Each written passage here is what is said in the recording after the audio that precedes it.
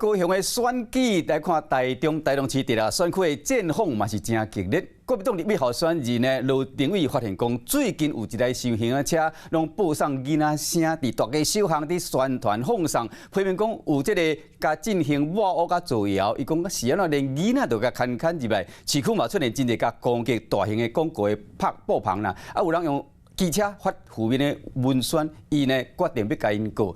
对手民进党的立委候选人江调国路甲批评讲，文宣的内容所讲的案件拢是自实。不管是大人还是囡仔，市民的声音拢应该听入去，大动作提出告诉，只是你浪费司法的资源。车顶倒有放送头的小车，传出着有囡仔声音录音，伫街路广播宣传。国民党台中市立委候选人罗定伟卖不明的证书，甲抹黑制造谣言，连囡仔拢看入来。我觉得我没办法接受，因为呢，他利用了孩子作为政治斗争的一个工具。要唔那机动录音的宣传车。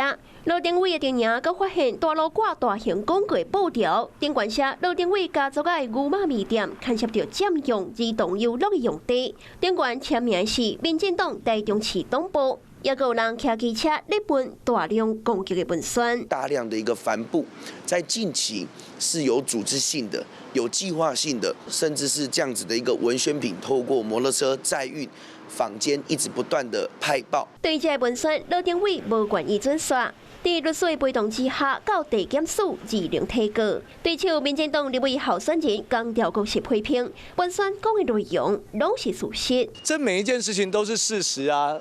有什么好告的吗？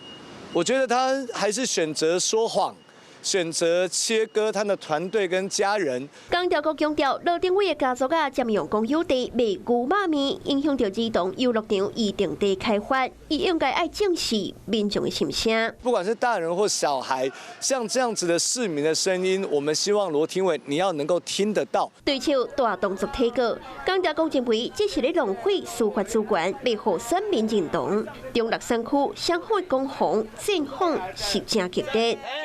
Hello， 我是蒋欣梅。想要抢先掌握最及时的新闻资讯吗？赶快订阅、按赞、开启小铃铛，锁定华视新闻 YouTube 频道。